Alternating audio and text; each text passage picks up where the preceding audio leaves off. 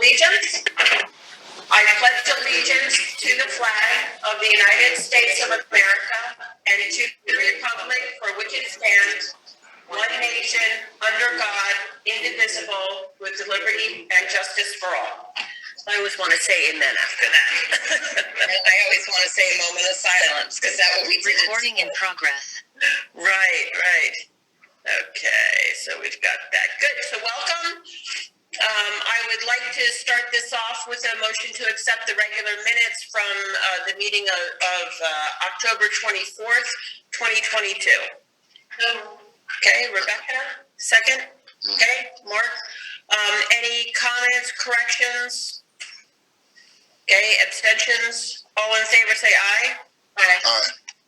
All opposed say no. Motion carries. Today, Trustee Jim Rumsey is not available for the meeting as he's out of town on a family matter. At this point, we'll open it up for public comment. So those on the phone are here. Okay, not hearing anything.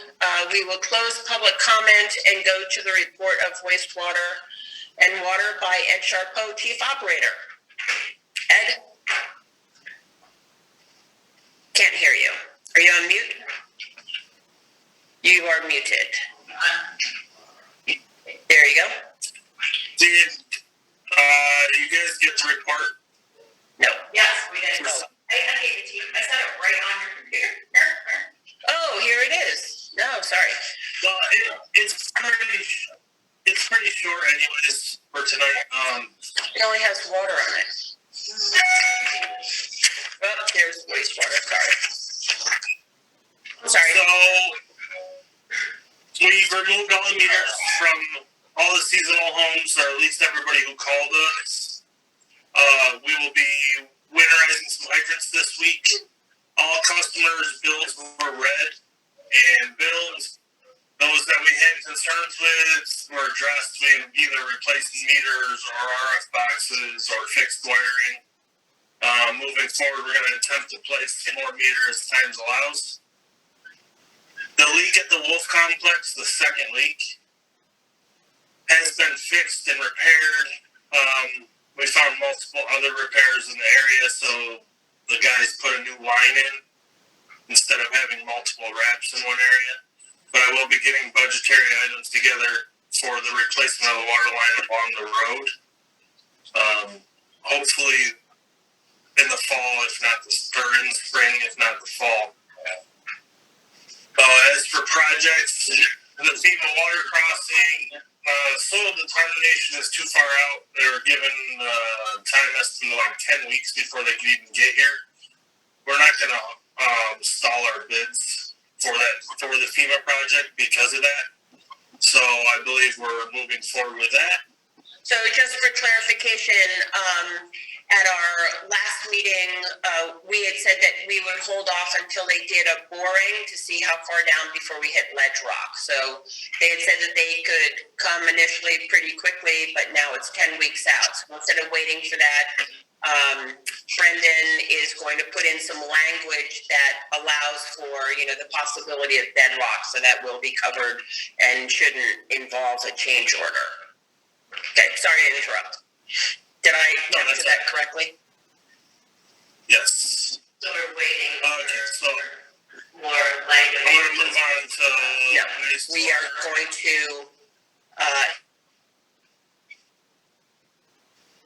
Just said that we inserted. Yes. And then it'll go up. Yeah.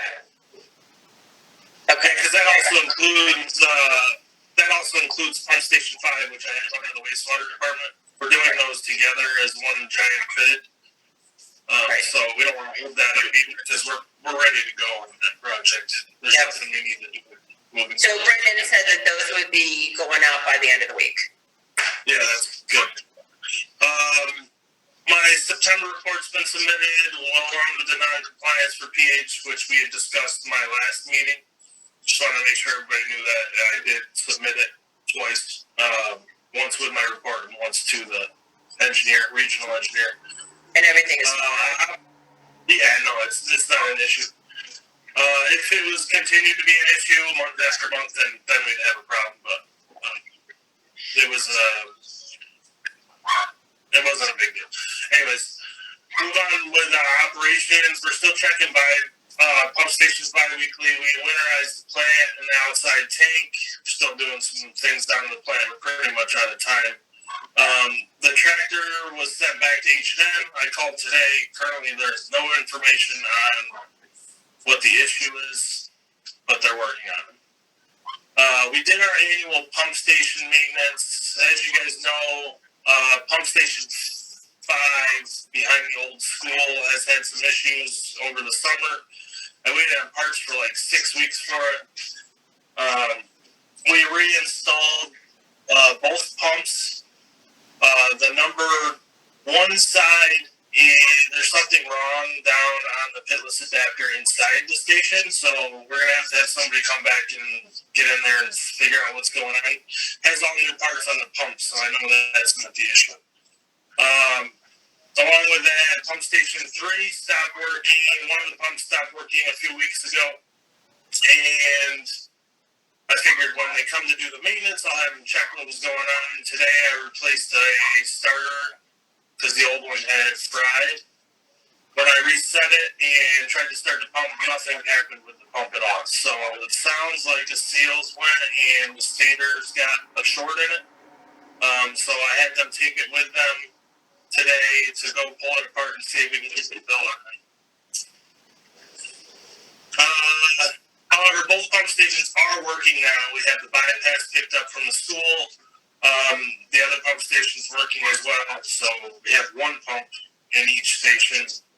2 is better, obviously, but I can switch pump station 5 if need be. We did land apply all our biosolids. That went well and as expected. The upgrade project, the electricians finally returned and they did complete all the necessary work for Aqualogics to do the SCADA, the DO equipment, and finish everything on their end. As for pump station 2 project I discussed, that will go out to bid hopefully this week. Our disinfection grant, I sent the sample out of our effluent to determine sizing. More than likely they're just testing for turbidity. To determine how many UV lights or if they're even going to work, which they will.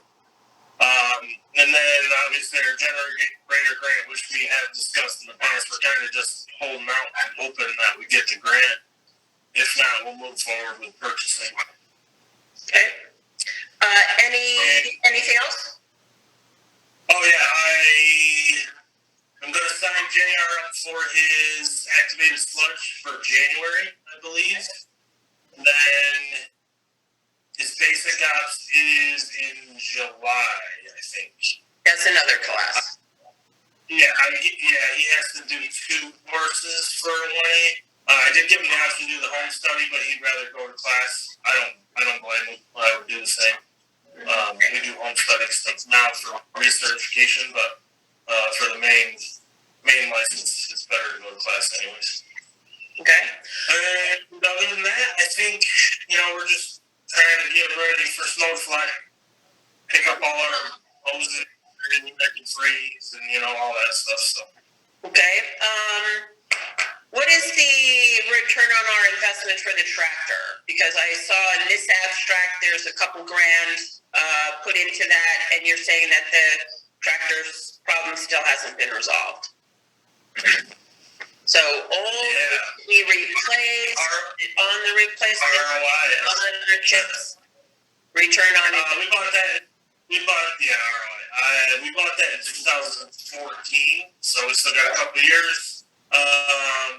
The tractor itself was like $40,000, I think, with all of our attachments we have. So we're still safe in the sense of repairing. I did call H&M about the bill. After some discussion with them, it's the same thing with your car. You can throw a code reader on it. It'll tell you this is the problem. You go shoot for that problem, and it's not. So I was there when he put the code reader on it. It said that system was 200% full. This was after they replaced the sensor, which was minimal in cost. And so we just, from there, you just say that system's bad. And they still haven't given me an answer what it actually is wrong. But yeah. Okay. is how much is left on the wastewater treatment upgrade project? So the electricians are all done. What is left? Yeah, it's just Aqualogics needs to come and work on their basically landing all the control stuff. Okay. For the automated valves and the DO meters, and then any alarms that we can pull from any of our new equipment, we're going to try to put into our SCADA as well. So even if I'm not around, we can still tell what's going on.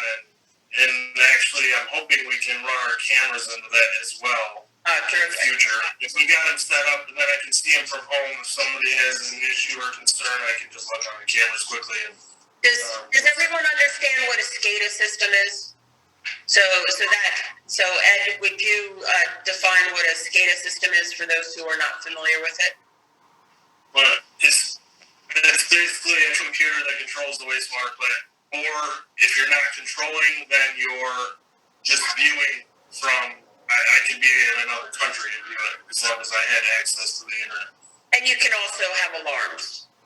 You would also be notified that you can address remotely. Yeah, so basically, it's not just SCADA. Everything that is going to be hooked into the SCADA is hooked to the dialer that's down there, which we've always had, just like our pump stations that have them. If there is an alarm, I will get a phone call. Now, instead of driving all the way up there for something that may have not been an issue, I can just look online on the SCADA system platform and I can tell if there's an actual problem or not. Right. To an extent, obviously. Yep. So that'll help with our efficiency in running the treatment plant. Yeah, I'm hoping so. The DO meters alone should help reduce electrical costs. Yep. If it runs correctly over the time during the summer too. So. Yeah. And how is Lynn doing? How is Lynn doing? He started working down at the plants as well, correct? Yeah, no, he's doing well. I think he's only been with us 4 days so far. So, okay. Yeah, he's just taking his time, and I'm not gonna throw him in the weekends as fast as I did JR. Probably be January, February, something like that. Maybe I'll do it. Sure. Well, we'll play it by ear. I'm not in a huge hurry, so. Okay. Any other comments, questions for Ed? Just one, Ed. We met in the spring about a 5-year plan that you were going to update. Yes. If you have a chance. Yes. I'm getting more time now. It's definitely more time for me to sit in the office and do stuff like that, so I will be sitting down, reviewing that, and updating it as things have changed over the last year from what we were. It's a Word document, right? Because Crystal wants it in Excel, and I'll turn it over to Excel so she can monitor the cost. I can. So when I originally did it, I don't remember exactly how I had it set up, but it was Word document. Yeah, it was a table in Word, right? And I listed them for water. So I'll try to refine that a little better too. And I'll help you if you want to just go give me a Word document. And I'll make it in Excel so she can. It's easier for her to track the monies. Yeah, I got you. Not a problem. And Rebecca, you had a comment or a question? Yes, I have a question. Looking into the short-term rentals, trying to make decisions about capacity, number of people in a single dwelling, also trying to add more small houses to increase housing for workforce people. Is our plan set up to just add an innumerable number of people? Are we near capacity? Do we have plenty of room to grow and add people? No, we have plenty of room. The plant was designed, when it was designed, they had intended that there would actually be a increase in influx of population in Speculator. Along with that, they determined that they were going to run the sewer line all the way around the lake, which never happened. So our capacity is 300,000 gallons a day. We only run one plant 150,000 gallons a day for 10 months out of the year. So that second plant, if need be, could run longer. But most of the time, we just have one plant and it handles everything. But yes, there is capacity, and there shouldn't be any concerns with having some homes and whatnot. Thank you. Great. Okay, anything else? All right, Ed, thank you. I look forward to the day when the upgrade is finished. Oh, Mark, did you have something? No, thanks, Ed. Okay. Yep, no problem. All right, thank you. Have a good night. You too. Bye. All right, clerk treasurer's report. Deputy? The internet security has all been updated at all locations, and we will be starting phase 2 of the camera install in the next few weeks. The March election notice was posted in last week's paper notifying the public of the village election date and the terms up for election, which is the mayor and 2 of the trustees. As we have done in the past, we will have a packet available at the office in late December.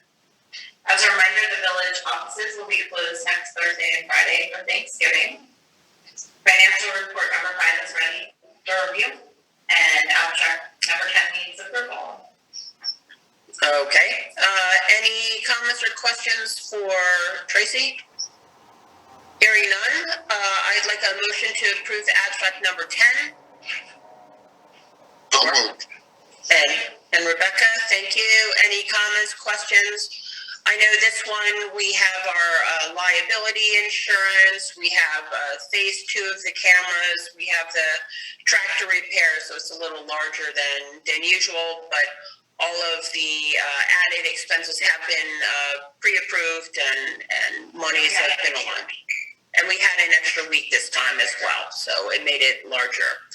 Okay, so all in favor of approving abstract number 10, say aye. Aye. Aye.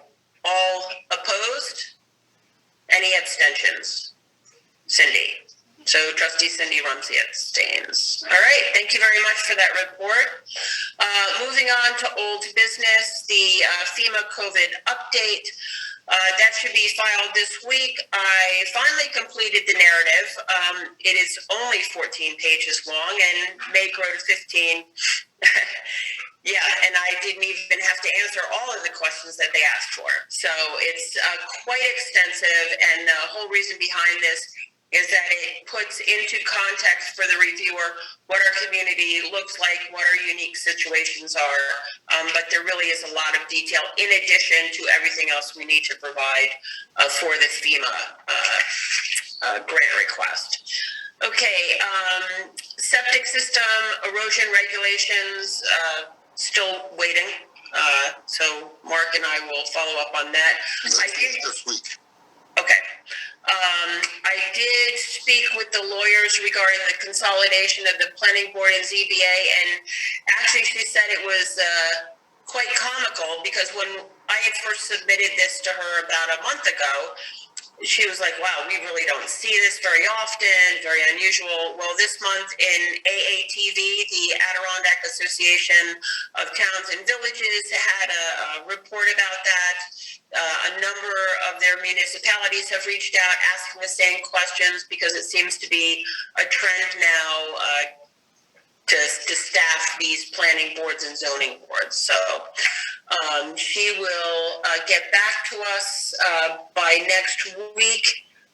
We need to ensure, so what we had originally suggested is that we would abolish both the planning board and the ZBA, and then assign the responsibilities to the ZBA that were captured by the planning board. And what she says is that we wouldn't have to do it in that order. We would just expand the ZBA and the responsibilities. And it wasn't a matter of eliminating the people on the board, but it's consolidating the board members together. And she just wants to make sure that we do not have any inconsistencies within the laws and the code. So when our code enforcement officer returns, I'll be sitting down with him for a little bit to make sure we're all on the same page with that, to make sure that the authority is duly given. Okay, so taking a little longer than I thought, but hey, let's do it right. I did Recommending that the ZBA has additional responsibilities. So we expand the size, right, What happens to, and we eliminate the planning board. So all the responsibilities of the planning board are added to the ZBA. So this is, so she said we are trendsetters. That's not always good and not always bad, but at least we're doing things that are not unique. We're not necessarily mavericks in all of this. The next thing that I wanted to update you with is the ongoing situation with the union contact that we've had. So today we did have a letter notifying us of a conference that would be required on the 14th of December at 1:30 before Administrative Law Judge Erin Parker. And I've contacted our attorney, Jay Gervin, that has been approved by the Board of Trustees as our representative. So I'll be speaking with him this week, providing the necessary information to comply with the request for information and make sure it's duly noted that he is our representative. So I'll keep you apprised of that. Any? and where do you go for that? It's going to be a teleconference, so I don't have to go anywhere. It'll be a Zoom, so it's a WebEx audio only, and they are not, video capabilities are not required. So accordingly, all conferences will be held telephonically. I'm not sure what that means. I mean, I know what telephonically means, and I know what all conferences are, but so I'll be speaking with Mr. Gervin about that. He's got a lot of experience. Okay, next up is my friends at the fire department. Should have. Okay. The next is the fire department. So the DEC grant, let's see. It gets a little confusing. Okay, so we did have a SAM grant, and at present, the fire department is waiting to hear back for wildland PPE for the DEC grant, and we should hear that in December, hopefully. If awarded, the DEC reimburses 50% or $2,500, and the village would be responsible for that amount. And that is included in our budget line. So we included small equipment, repairs, and grants on a budget line. So this would more than adequately cover that. The awards, again, will not be announced until December. Next is thinking ahead. The AFG, the American Firefighters Grant applications, should be coming available in December, the end of December, beginning of January. They haven't fully confirmed that yet, but the department would like to put in for battery-operated cutters, spreaders, and RAM for vehicle extraction. So they've raised funds and supplemented with existing funds to already purchase a battery-operated combination tool as a short-term solution. So the tools that they are requesting, potentially through this grant, would replace the gas-powered hydraulic set that they have in-house, and that usually takes a lot longer to set up and is a lot louder on the rescue scene. So as many of you know, there is so much confusion and not confusion, but activity and things going on at the scene of a situation that, you know, a little quiet is always helpful. Of course, they would still use that as backup. And they have used the combination tool already. Most recently on the mutual aid call in Pasico with the car accident, it was a two-car motor vehicle accident that was quite significant, had to fly out some people. So in addition to those tools, they also want to apply for a training tool that would allow them to work with interior firefighters who they are training and improving within a structure. So usually what you would have to do is you'd have to pull in a hose that's fully charged with water, have them, hit different targets and direct it, etc. What this would do is it allows for a laser nozzle. So they don't have to bring in the charged hoses. They can come into a building like here and practice rescue and fire prevention and things like that with all the additional hassles. So they could train at the school, they could train at Camp of the Woods, they could train at the different centers that we have available. So again, right now they have enough to cover it. We have enough to cover it in the budget. By the time it would appear in the budget year, it would be in the next cycle. So we'll make sure that we have enough between the donations that have been provided to the fire department and here to cover those. Any questions or comments? No. Okay. Health insurance, my favorite. Not really. So you were provided last time with a list of the different plans. So we were provided a current plan with the renewal and then 3 different alternatives. So we've gone through and looked at the different deductibles that we put in for the high deductible. So for example, the renewal is at $1,600 per person or $3,200 aggregate, whereas the other ones dramatically increased to $2,200, $2,500, and $3,900. So that's even more that we would have to put in. The deductibles as well really go up significantly across the 3 alternatives, whereas the renewal stays pretty much the same, which I think are fairly reasonable compared to my plan and other people's plans. So it's very good coverage. So the bottom line is that for the employee, it goes up from $688.52 to $785.17. And this overall represents an increase of about 14% for health insurance. So we had budgeted last year for an increase of about 10 or 11%, so we're pretty close to what we were estimating. Any comments, questions, suggestions? It'd be my recommendation that we go with the renewal line. Great. Yeah, okay. All right, so I'd like a motion to renew the MVP insurance for the village employees using the renewal proposal of Gold to HD HMO from MVP. May I have a motion to that effect? So moved. Okay, second? Second.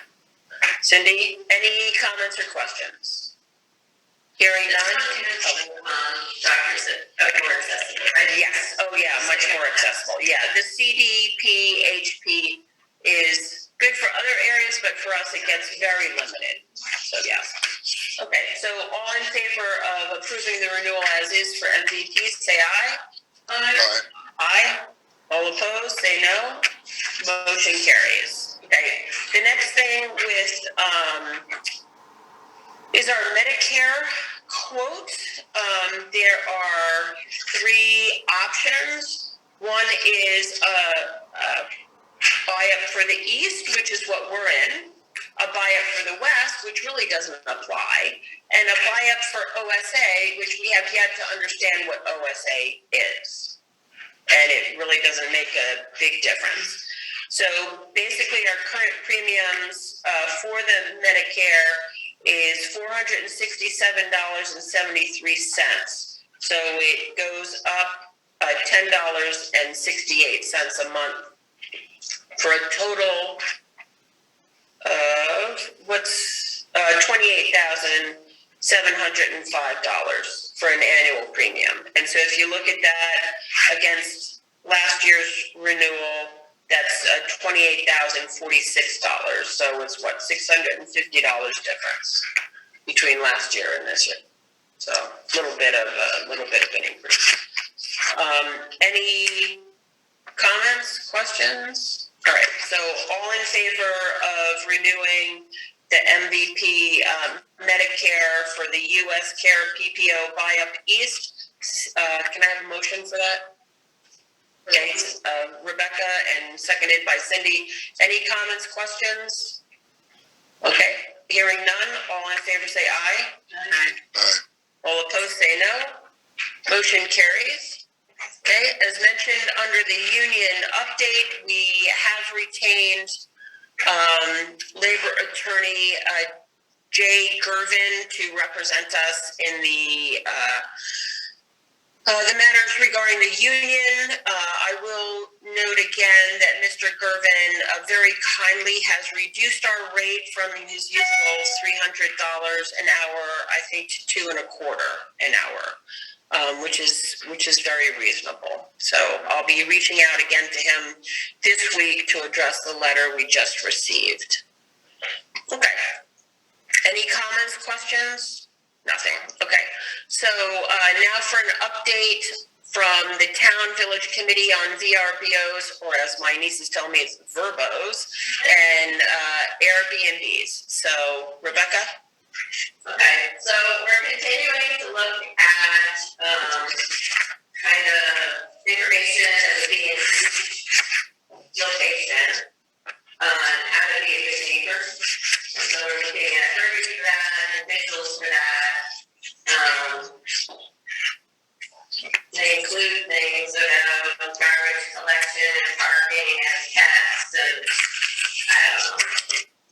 I'm sure at the end we'll just tailor it to our area and it will be more professionally done. Whose is that? This is Be a Good Neighbor out of Hot Springs City. This other one just has like little pictures across the top, but then when you get to the next page, you have your little pets and your garbage and your wildlife that you need to inform people about.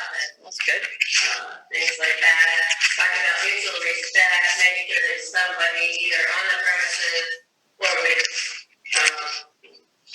locally that can address noise issues, anything that the renters have a problem with. To have someone available locally? Locally, that every rental has a contact person. Right. That will be responsible if something goes wrong with the renters or the neighbor's son.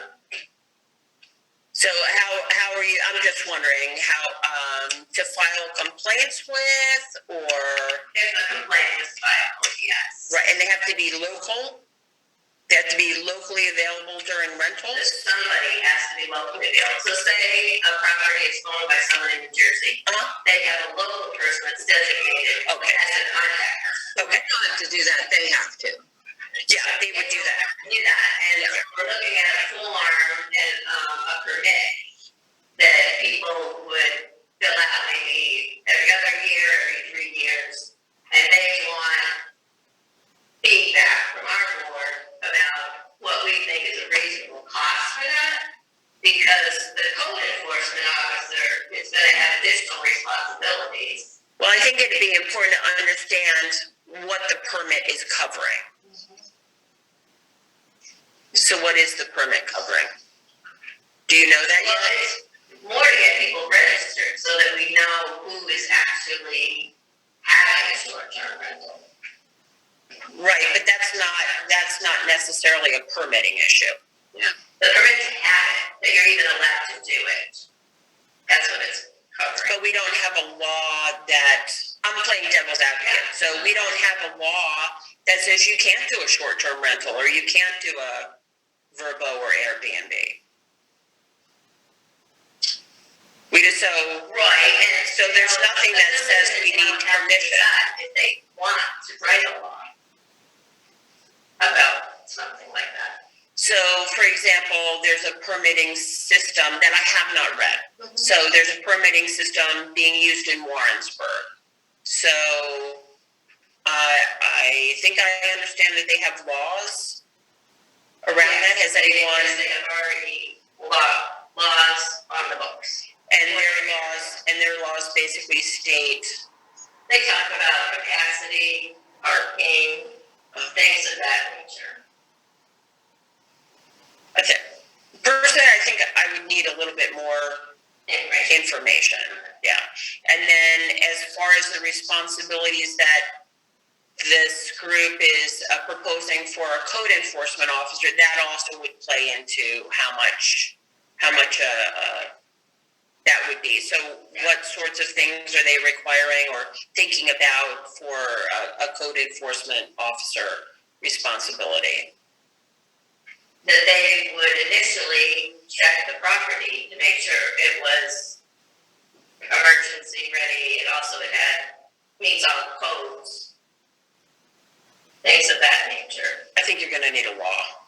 I think you're going to, if that's the route that this board wants to go down, we would need a law that requires that. Because right now you can't have a permitting. I think we're putting the cart before the horse. Because I don't think you can have a permitting system in place that says, okay, these are the requirements to be visitor ready.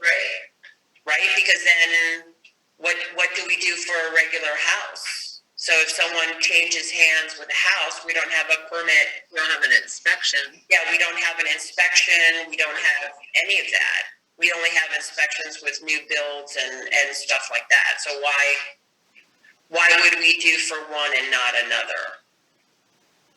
I think because of the income that's coming into the property, and it goes from being simply residential. That's another thing that's going to be looked at.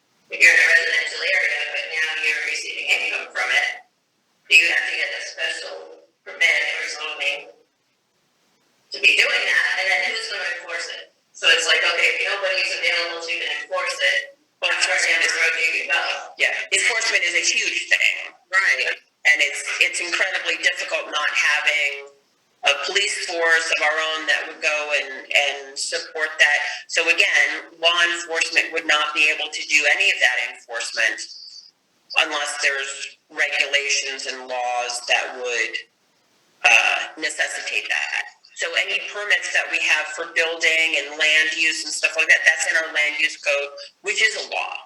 And that's what we apply to and when we try and enforce. So I think the law is something that would, or a proposal for a law would be important. But I think for further discussion, I'd like to know what exactly the code enforcement officer would be asked to do, what sort of safety measures or inspections, and for what reason, right? Because I know it had to do with the fire extinguishers and the carbon monoxide and the smoke detectors and. Because we don't require that in buildings. I mean, that's not to say I don't think I'm it's just saying, yeah. I think that's something that is required kind of with perhaps the Airbnb and maybe as part of.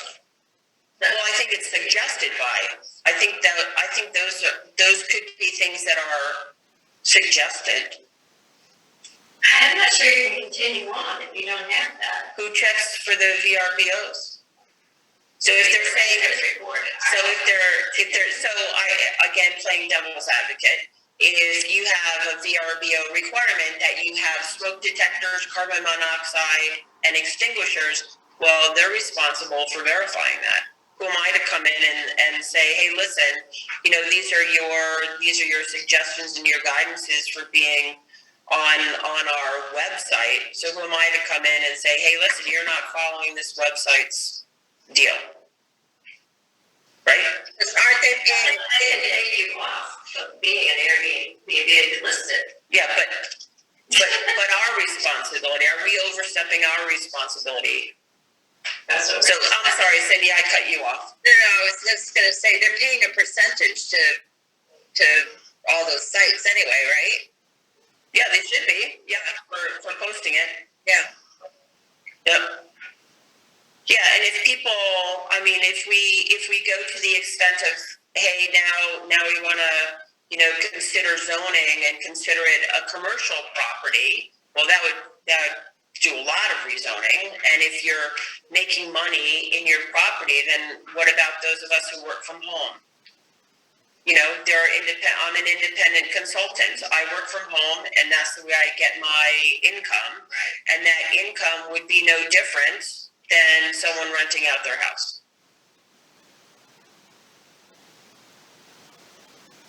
Maybe it is. Maybe I don't know. But because what's good for the goose is good for the gander. So whatever things we're thinking about implementing, you cannot necessarily. Yeah, you can't necessarily target. You have to think about enforcement. Who's going to do that enforcement?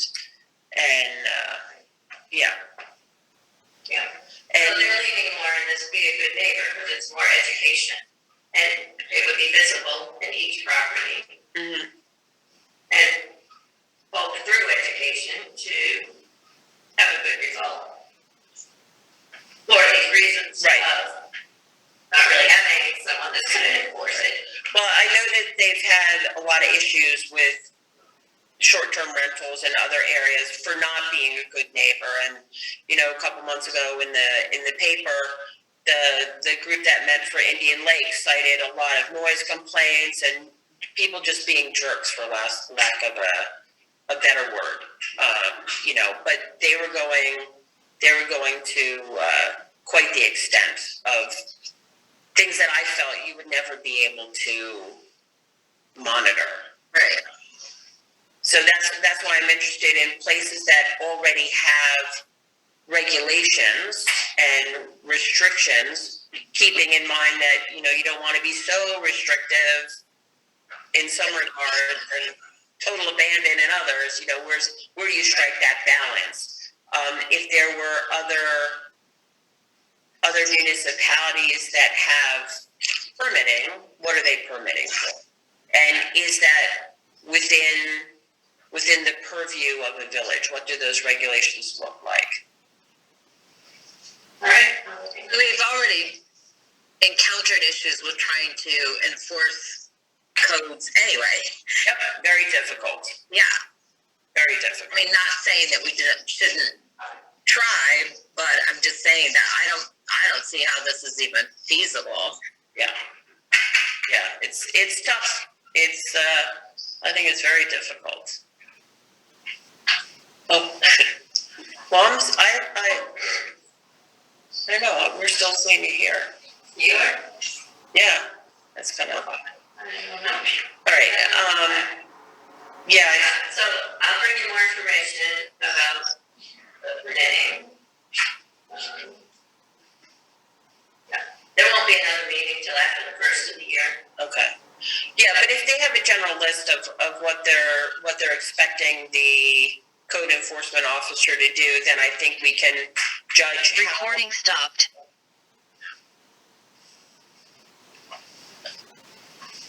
Is that good? Yeah. Recording in progress. Okay. Screen was frozen. Yeah. Okay, so I think that at the end of the day, if it comes to a point where the code enforcement officer would have to inspect the property, what amount of time is required, that we would judge what is reasonable for a permit, what is the amount of time that the clerks would have to contact and do, and based on that, I would propose what the permit is. Is there any indication that the county would implement a tax? Because right now there is no bed tax. No, and one of the members of the committee is wondering why they don't have a tax, but nobody's found the answer to that yet. Well, from what I've been told, they don't have a bed tax in Hamilton County because they want to encourage people to come here. And maybe it's a little cheaper to come here because we don't have that bed tax, whereas other places do. So in private homes, you can have a bed tax? Sure. I thought with Airbnbs. I thought with Airbnbs and VRBOs there are taxes associated with it. But is that because they have? I mean, what if it's just someone running doing it on their own and they're not on Airbnb. Well, then I think you're going under the Well, I think radar. that's why they're proposing that people would get a permit to do that so that they know who's doing it. Like, I didn't know there was a bed tax in Airbnb. how many people are doing this? They're trying to get a better understanding. Okay, Airbnb, HomeAway, VRBO, Flipkey, and similar companies must withhold the full 28% of your rental income if you don't provide them with a W-8 form. In most cases, your effective tax rate will be lower than 28%. Yeah. VRBO collects and remits lodging tax in required jurisdictions when rental bookings and payments are made on our platform.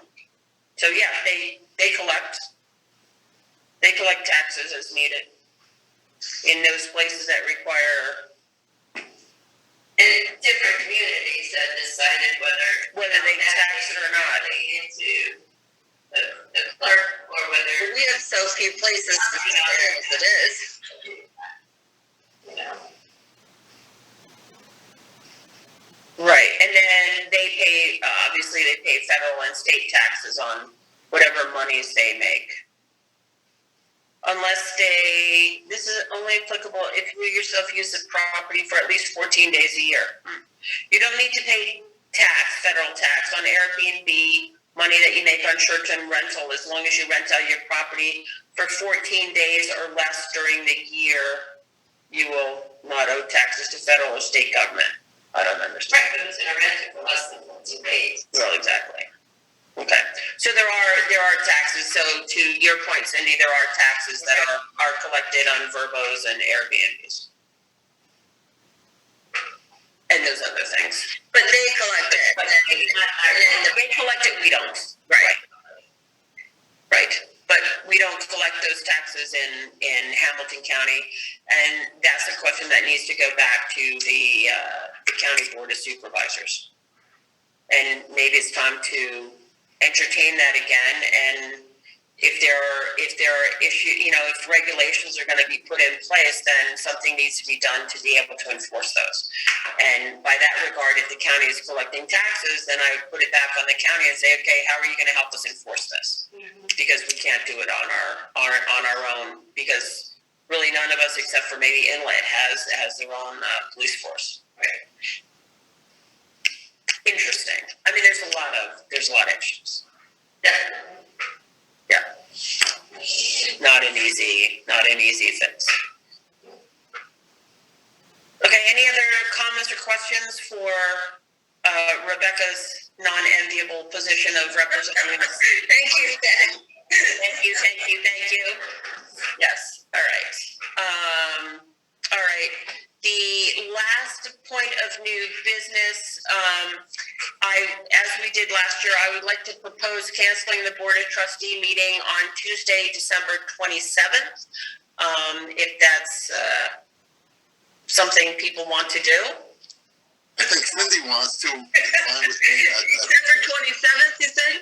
Yes, it'll be on December 27th because Christmas Eve is Saturday, Sunday, and then Monday is off, so that would be Tuesday. So, I'm all in favor of that. and I have checked it with the clerk and the deputy clerk, and they're in favor of doing that, and would be able to manage with the bills. Yeah, at the end of the month, bills to be paid, we can address those. So, if that's the case, may I have a motion to cancel the last board meeting? Second? Why not? All right, Mark, thank you for that. Let's twist that arm a little more. Okay, any comments or questions, pros or cons? Hearing none, all in favor say aye. Aye. Aye. All opposed say no. Motion carries. Okay, for board roundtable, I did want to note for ourselves and the community that the holiday stroll this year is November 25th, and that begins at 2 p.m. So look forward to Christmas tree lighting and caroling, and a number of different businesses open. And this also includes a fundraiser for the Historical Society, which I believe will be down at the library. Correct, Shirley? There'll be a table set up there. In the library. Right. Okay.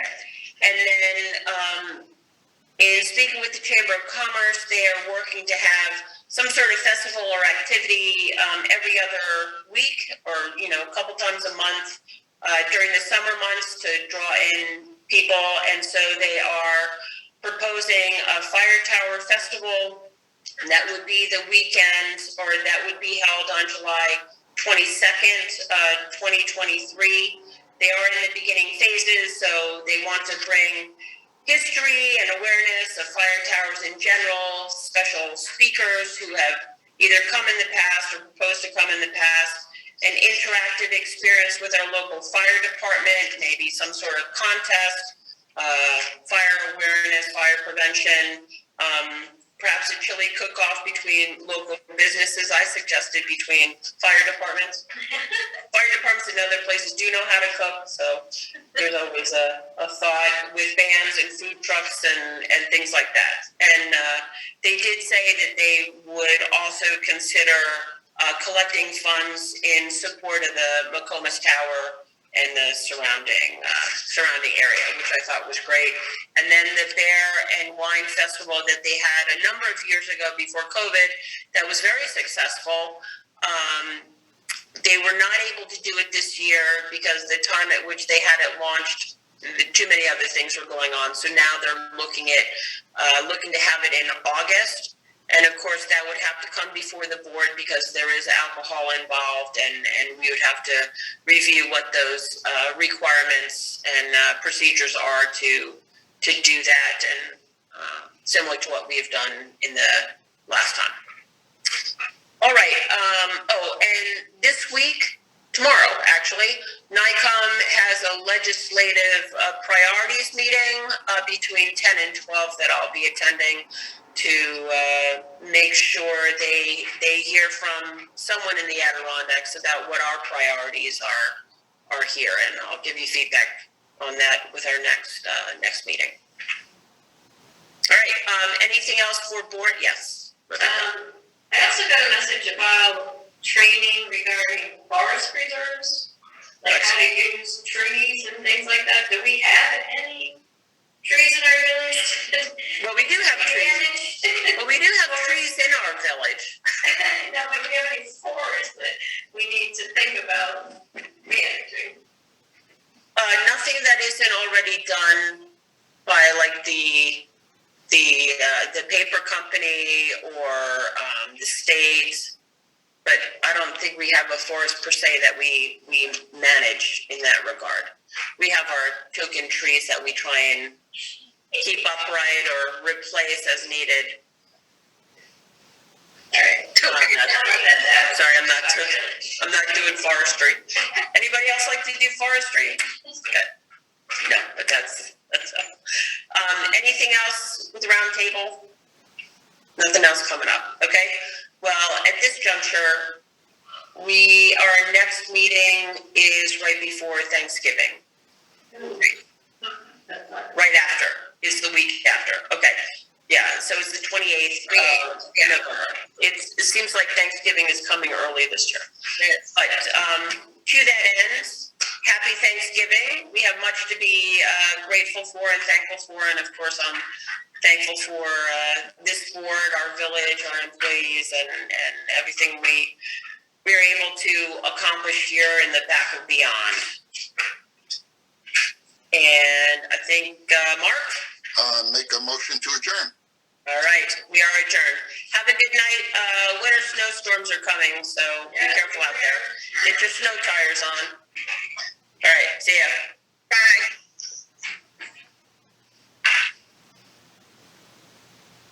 Recording stopped.